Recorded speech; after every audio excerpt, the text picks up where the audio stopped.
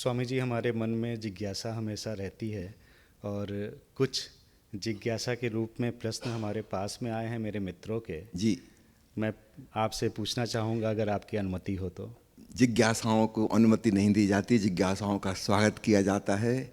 जिस व्यक्ति के भीतर जिज्ञासा उत्पन्न हो रही है, स्पष्ट है दैट पर्सन इज इंटेलिजेंट। संदेह करना बुद्धिमत्ता का लक्षण है, अंधविश्वास करना मूढ़ता का लक्षण है।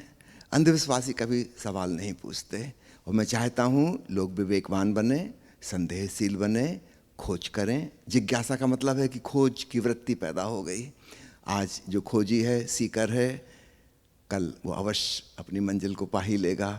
दुर्भाग्यशाली हैं वे लोग जो कुछ मान कर बैठ गए, विश्वास कर लिए, वो खोज ही नहीं करेंगे तो मंजिल तक तो कभी पहुंचने का सवाल ही नहीं उठता।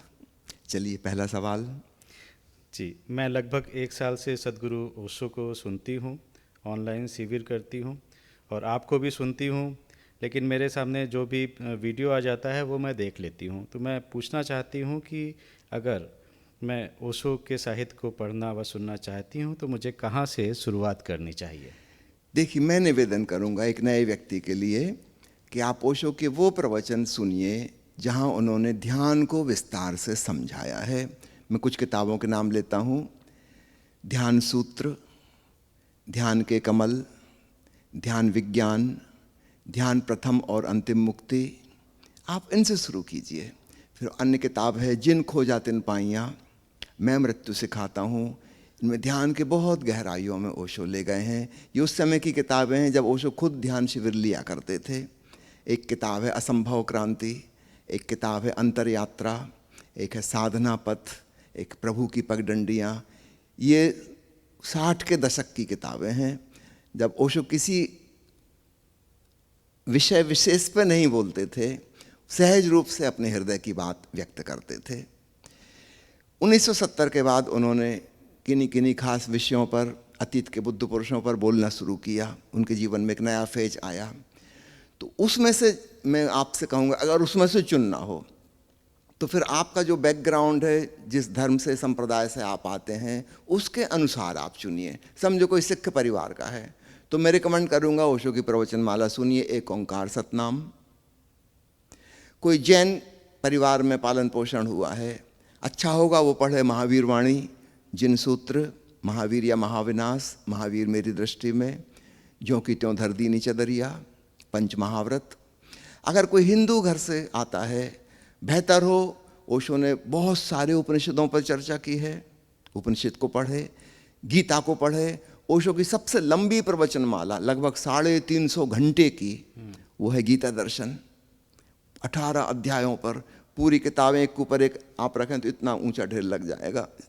आज तक विश्व में जितनी भी व्याख्याएं गीता की गई हैं, उसमें जो बड़ी से बड़ी थी उससे 20 गुनी ज़्यादा बड़ी ओशो की व्याख्या है। कृष्ण को जैसा उन्होंने प्रस्तुत किया है। एक किताब और उनकी कृष्ण स्मृति, वो पढ़िए, अद्भुत किताब। तो आपका अगर कृष्ण से लगाव है तो आपको ये वाली प्रवचन मालाएं आत्मसात करना आसान पड़ेगा। तो ओशो ने तो सब पर बोला है, चीन के संतों पे भी बोला है, जापान के संतों भी बोला है, यूरोप के संतों पे भी बोला है। आप क्रिश्चियन परिवार से आते हैं तो निश्चित रूप से फिर आपको कृष्ण की बात, महावीर की बात समझ नहीं आएगी, क्योंकि इसमें जो टर्म्स आएंगे आपने वो टर्म्स ही कभी नहीं सुने। तो बेहतर है आप ईसा मसीह के वचनों पे जो व्याख्या ओशो ने की है, आप वो किताब पढ़िए। उसका टाइटल है the mustard seed, come follow me, 4 volume है उसके, आप वो पढ़िए। तो इस प्रकार मैं कहूँगा अपनी रुचि रुझान के अनुसार और आपके बैकग्राउंड से जो मैच करती है वो बात आप जल्दी ग्रैस्प कर पाएंगे। तो इस प्रकार चुनाव करें। जय गुरुदेव। आज के युग में जब 2 पीढ़ियों में मूल्यों को लेके, परंपराओं को लेके इतनी दूरी आती जा रही है तो उन्हें कैसे भरें? जब बच्चे अपने डिसीजंस को लेकर माँ बाप से सहमत नहीं हैं, माता पिता से सहमत नहीं हो पा रहे हैं, तो माता पिता अपने दायित्वों को कैसे निभाएं? यह जो दूरी जनरेशन गैप की बन गई है, इसको पुरानी पीढ़ी ही दूर कर सकती है। इसकी जिम्मेवारी उन्हीं की है, इसकी जिम्मेवारी नई पीढ़ी पर नहीं जाती। एक व्यक्ति बच्चा था, युवा हुआ, प्रौढ़ हुआ, वयस्क हुआ, वृद्ध होने लगा। इसने अपने जीवन के सारे फेजेस जाने हैं। ये अपने बच्चों अथवा बच्चों के बच्चों को समझ सकता है, क्योंकि ये भी कभी बच्चा था, ये भी कभी युवा था, ये भी कभी प्रौढ़ हुआ था, इसके अपने अनुभव भी हैं। तो ये इसकी जिम्मेवारी है कि वो किस स्टैंड पॉइंट पर खड़े हैं, उनका दृष्टिकोण क्या है, उनका नज़रिया क्या है, उनके जीवन में क्या मूल्यवान है, उनके जीवन मूल्य क्या हैं, उसको ये समझ सकता है। लेकिन एक बच्चे से अथवा युवा से हम उम्मीद नहीं कर सके कि वो अपने पिताजी या दादाजी के स्टैंड पॉइंट को समझ सके। वो वृद्ध होकर, परिपक्व होकर किस ढंग से चीज़ों को देख रहे हैं, उनका नज़रिया चेंज हो चुका जी। वो बहुत अनुभवों से गुजरे हैं, लेकिन बच्चा तो उन अनुभवों से नहीं गुजरा। तो ये जिम्मेवारी जनरेशन गैप को पाटने की नई पीढ़ी पर नहीं जाती। वो तो कर ही नहीं सकते, उनको तो केवल अपना ही स्टैंड पॉइंट पता है। वृद्ध लोग जिस तरीके से जान रहे हैं, उनको दोनों स्टैंड पॉइंट पता हैं। वो भी कभी जवान थे, वो भी कभी बच्चे थे, और आज वो मैच्योर हो गए हैं। लेकिन वो उनके प्रति सिंपैथी रखते हुए सोच सकते हैं कि उनको कैसा महसूस हो रहा है। इसलिए वृद्ध लोगों पर यह जिम्मेवारी जाती है। और एक छोटी सी और बात कहना चाहूँगा, पुराने ज़माने में जनरेशन गैप नहीं था, क्योंकि बीच की युवा पीढ़ी जैसी कोई चीज़ नहीं होती थी। बचपन से सीधा बुढ़ापा शुरू हो जाता था। 5-6 साल का लड़का हुआ जी। उसके पिताजी समझो कारपेंटर थे, तो उन्होंने अब उसके साथ काम में हाथ बटाने लगा, लकड़ी ढो के लाने लगा। 8-10 साल का हुआ, कुल्हाड़ी चलाना सीख गया, जंगल से लकड़ी काट के लाने लगा। 12-15 साल का होते होते फर्नीचर बनाना सीख गया। 15 साल में उसकी शादी हो गई, कई बार तो बाल विवाह पहले ही हो चुका था। 15-16 साल में तो उसके बच्चे पैदा होने लगे। वो बड़ी जिम्मेवारीपूर्ण गंभीर ढंग का जीवन जीने लगे, जैसा वृद्ध जीते हैं। बीच में युवापन आज जैसा है ऐसा कभी आता ही नहीं था। 4-5 साल की बेटी अपने माँ के काम में हाथ बटाने लगी। 5-7-8 साल की होते होते उसको रोटी बेलना, चावल पकाना, दाल पकाना आ जाएगा। 10 साल की होते होते वो सब्जी बनाने लगेगी। 12-15 साल की होकर तो उसको ससुराल जाना है, वहाँ पूरी जिम्मेवारी संभालनी है। मुझे याद आता है, मेरी माँ जब 13 साल की थी तब ससुराल आई, क्योंकि मेरी दादी की डेथ हो गई थी। अब मेरी माँ उस परिवार में सबसे बड़ी महिला थी 13 साल की उम्र में। अच्छा। मेरे दादाजी थे, पिताजी थे, 2 चाचा से 2 बुआ थे। सबसे बड़ी महिला जिसको इतने पूरे बड़े खानदान की जिम्मेवारी संभालनी है 13 साल की उम्र में। तो पुराने जमाने में युवावस्था जैसी कोई चीज ही नहीं थी। बचपन के बाद सीधा ही बहुत गंभीर, वो जिसको आज हम बुढ़ापा कह रहे हैं, उत्तरदायित्वपूर्ण रोल आ जाता था।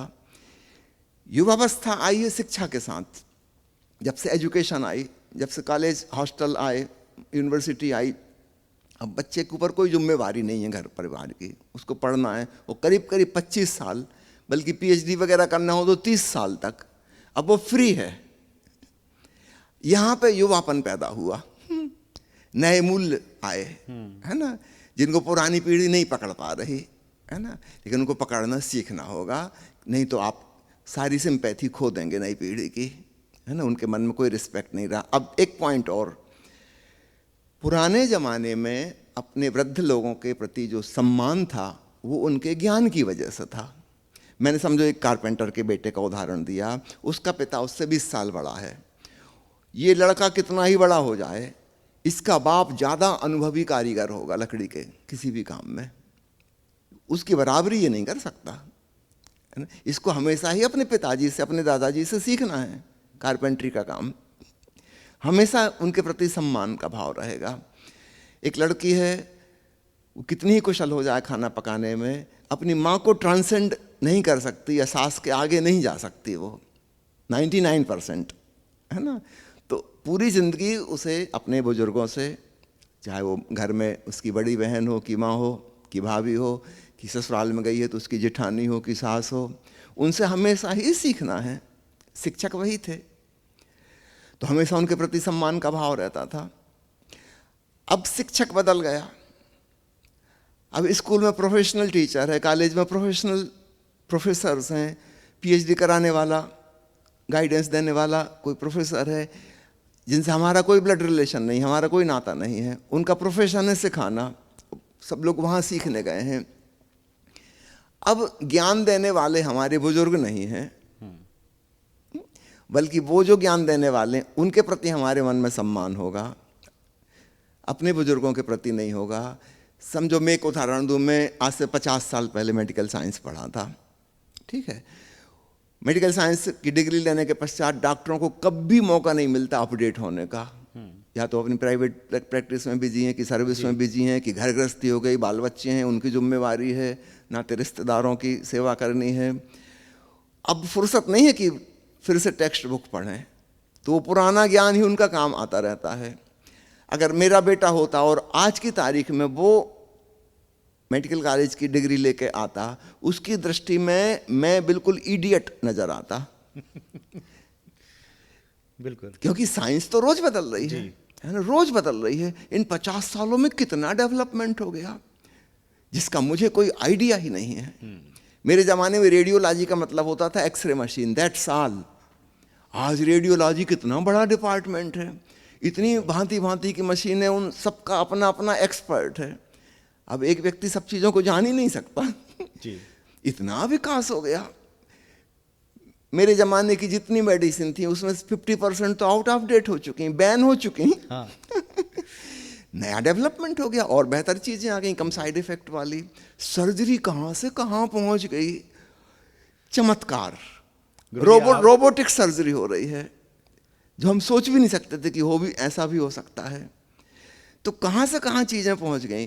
तो 25 साल बाद मेरा बेटा जो डॉक्टरी सीख के आएगा, उसकी दृष्टि में मेरी कोई इज्जत नहीं होगी, बल्कि मेरे क्रियाकलाप देख के, मेरे प्रिस्क्रिप्शन देख के वो हंसेगा कि पापा आपने कहाँ की दवाई लिख रहे हैं आप, है ना, ये तो रिकमेंडेड ही नहीं है, ये तो बैन हो चुकी है ना। और इस बीमारी में दवाई नहीं दी जाती, इसकी तो सर्जरी डेवलप हो गई है।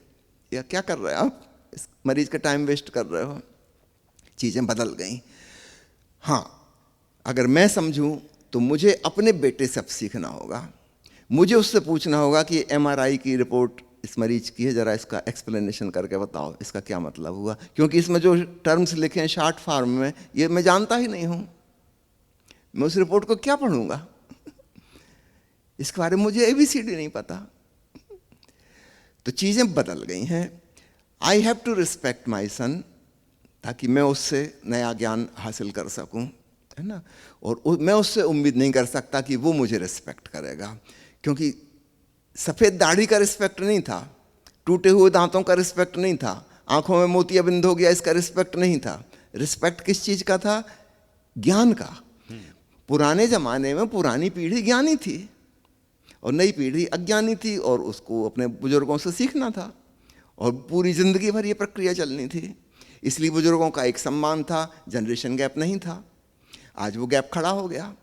अब एक लड़की होम साइंस में PhD करके आई है। अब ये घर आके अपनी ससुराल में जब खाना पकाएगी तो सास ये उम्मीद लगा के ना बैठे कि वो इससे पूछेगी कि मम्मी इसमें कितना नमक डाल दें, और सास अगर बीच बीच में टोकेगी कि ऐसा नहीं, ऐसा करो, ऐसा, लड़ाई होने वाली है। कहेगी तू अनपढ़ गंवार औरत, तू मुझे क्या सिखाएगी? मैंने होम साइंस में PhD की है, मुझे ना केवल इस देश की सारी रेसिपी, इंटरनेशनल कॉन्टिनेंटल फूड बनाना आता, जिनके तुमने नाम भी नहीं सुने। तुम बीच में टोका टाकी ना करो। गैप खड़ा हो गया शिक्षा की वजह से। नई पीढ़ी ज़्यादा शिक्षित है, ज़्यादा कुशल है।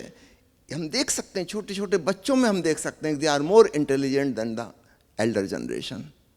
और पुराने ज़माने में तो बाप बेटा के बीच में गैप हो रहा था। आज की स्थिति में साइंस इस तेज़ी से विकसित हो रहा है कि 5-7 साल में ही चीज़ें उलट पुलट हो जा रही हैं, है ना। अब तो भाई भाई में गैप आ जा रहा है। 5 साल छोटा भाई बिल्कुल वो ज़्यादा जानता है, और ये 5 साल बड़े भाई को नया मॉडल का मोबाइल ले आएगा, इसको छोटे भाई से सीखना पड़ेगा कि भाई ये बड़ा कैसे काम करता है, समझ ही नहीं आ रहा। नए मोबाइल में नए फंक्शन आ गए, नई ऐप्स आ गई, वो पुरानी चीज़ें गई, उससे बहुत एडवांस चीज़ें हो गई। आज के 2 साल बाद जिस व्यक्ति को AI यूज़ करना नहीं आता वो अनएजुकेटेड में गिना जाएगा। मेरी बात लिख लीजिए आप, अनपढ़ों गंवारों में गिनती होगी जिसको AI का यूज़ करना नहीं आता। लोग हंसेंगे कि अरे आपका काम कैसे चलता था आज तक, इसके बिना तो कोई काम ही नहीं हो सकता, है ना। चीज़ें बहुत तेज़ी से बदल रही हैं और ये गैप अब दो प्रकार से दूर हो सकता है।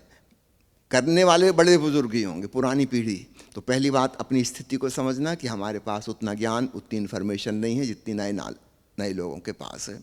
मैं अक्सर देखता हूँ किसी बाप बेटे में झगड़ा हो गया, दुकानदार हैं, वही दुकान बेटा संभाल रहा है, बाप पुराने ढंग से वो एक मुनीम को लगा के रखे और खाते वही लिखवा रहा है ना। अच्छा, उसको अपनी अकड़ है कि हम तो इसी प्रकार से करते आए, हमारे बाप दादे करते आए और हम सफल रहे हैं इसमें। और लड़का के लिए बिल्कुल असहनीय है यह बात। वो कह रहा है ये जो मुनीम जो कर रहा है दिन भर में, ये 10 मिनट में कंप्यूटर कर लेगा।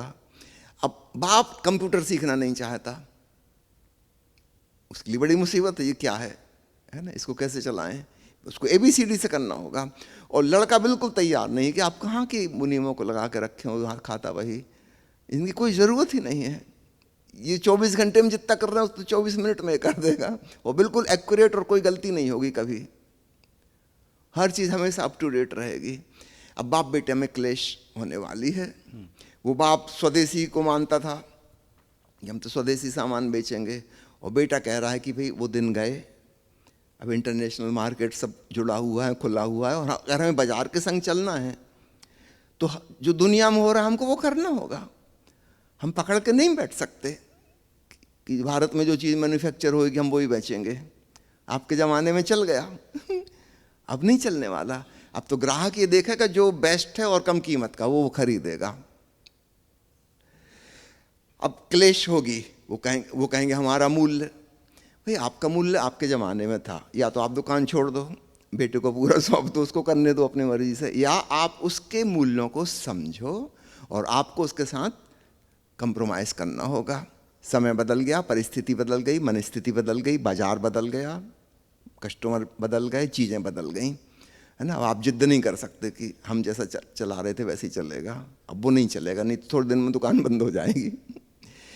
तो पुरानी पीढ़ी को नई पीढ़ी को समझना होगा और उनके साथ बहुत जगह कंप्रोमाइज़ करना होगा, झुकना होगा। अब वो सोचें कि नई पीढ़ी झुक जाएगी, ऐसा नहीं होने वाला, ये नहीं चलेगा। नई पीढ़ी नहीं झुकेगी क्योंकि वो ज़्यादा इंटेलिजेंट है, इट इज़ ए फैक्ट। और वो जो टेक्नोलॉजी का यूज़ कर रहे हैं वो ज़्यादा इफ़ेक्टिव है, ज़्यादा एफिशिएंट है। तो हम पीछे तो हम रिग्रेस तो नहीं कर सकते, वापस आगे ही जाना होगा। तो या तो पुरानी पीढ़ी नए के साथ सहमत हो। दूसरी चीज़, आपको कोई स्पिरिचुअल वैल्यू अपने अंदर पैदा करनी होगी। जानकारी में तो हम नई पीढ़ी के आगे नहीं निकल सकते, ये संभव नहीं है ना, क्योंकि उनके पास तो सीखने का अवसर है, उनको तो और कुछ काम नहीं सिवाय सीखने के। बड़ी उम्र में तो हमारे पास बहुत जिम्मेवारियां हैं, सीखने का अवसर तो नहीं है, और फिर ब्रेन भी वैसा नहीं बचा कि जो इतनी नई इंफॉर्मेशन को अडॉप्ट कर सके। हमें कुछ नई वैल्यू इस बीच में क्रिएट करनी होगी कि छोटी उम्र वालों को भी दिखाई दे कि हमारे बुजुर्ग जो हैं उनमें कुछ और ज़्यादा महत्वपूर्ण है। ठीक है, ज्ञान में वो पीछे हैं, टेक्नोलॉजी में पीछे हैं, लेकिन ज़्यादा शांत हैं, ज़्यादा प्रेमपूर्ण हैं, दयालु हैं, करुणावान हैं, क्रिएटिव हैं, सेंसिटिव हैं, है ना, दूसरे को समझने के लिए तत्पर हैं, तैयार हैं, जिद पे नहीं अड़ जाते, अहंकारी अभिमानी नहीं हैं, हमसे ज़्यादा सजग हैं। कोई इनमें दूसरी क्वालिटीज़ हैं। तो जानकारी तो नहीं हो सकती, लेकिन दूसरी क्वालिटीज़ हो सकती हैं, तो नई वैल्यू खड़ी हो जाएंगी और निश्चित रूप से इनकी वजह से सम्मान होगा। जैसा क्रोधी वो जवान है, अगर वैसा ही क्रोधी उसका बाप भी है तो फिर सम्मान तो नहीं हो सकता। कॉलेजों में सम्मान खो गया है। जिस लड़की से वो लड़का प्रेम कर रहा है उसी लड़की से वो लेक्चरर प्रेम कर रहा है, आपस में कंपटीटर हो गए दोनों। इस लड़के के मन में लेक्चरर के प्रति कैसे सम्मान होगा? ये तो एक ही लेवल पे आ गए ना। ठीक है, वो 5-6 साल बड़ा है, लेक्चरर कोई खास फर्क तो नहीं है, उसने 3 साल पहले पोस्ट ग्रेजुएशन कर लिया था, ये अभी कर रहा है। एक ही लड़की के दीवाने हैं दोनों, सम्मान नहीं हो सकता। उसी पान के ठेले पे खड़े होकर वो स्टूडेंट सिगरेट खरीद रहे थे, वहीं वो टीचर भी खरीद रहा है। सम्मान नहीं हो सकता। अगर सम्मान चाहिए तो आपको कुछ नई वैल्यू खड़ी करनी पड़ेंगी। तो एक बड़ी रिस्पॉन्सिबिलिटी पुरानी पीढ़ी के ऊपर आती है। अगर आप चाहते हो कि गैप ना बढ़े, कम हो जाए, दूसरा आपसे कनेक्टेड महसूस करे, तो किन्हीं अन्य कारणों से करेगा। ज्ञान की वजह से अब नहीं हो सकता, क्योंकि वो तो प्रैक्टिकली संभव नहीं है। तो कुछ दूसरी चीज, आत्मज्ञान, आत्मविद्या हो, आप ध्यान में डूब सकें, आप समाधिस्थ हो सकें, आप शांत हो सकें। जब आपको क्रोध नहीं आएगा, आपके अंदर ईर्ष्या द्वेष उत्पन्न नहीं होगी, तो परिवार के लोग देखते हैं, सब चीज़ें दिखाई देती हैं कि उस परिस्थिति में किसी को नाराज हो जाना चाहिए था, वो पिताजी नाराज नहीं हुए, तो स्वाभाविक रूप से उनके प्रति आदर पैदा होता है। और बच्चा एक दिन पूछेगा कि पिताजी आप क्या करते हैं, आप आग बबूला नहीं हुए। स्थिति तो ऐसी थी कि भड़क जाना था, लेकिन आप नहीं भड़के, आप शांत बने रहे और आपकी प्रसन्नता में कोई फर्क नहीं पड़ा, और ना ही उस व्यक्ति के प्रति आपके अंदर कोई दुर्भावना उत्पन्न हुई। आप वैसे ही व्यवहार कर रहे हैं जैसे कि पहले। हाउ इट इज पॉसिबल, मैं तो नहीं कर पाता। बच्चा पूछेगा, सीखेगा, तब उसके अंदर रिस्पेक्ट पैदा होगा, और तब फिर से रिकनेक्ट हो पाएंगी दो जनरेशन। तो ये दो महत्वपूर्ण बातें मैंने आपसे कही।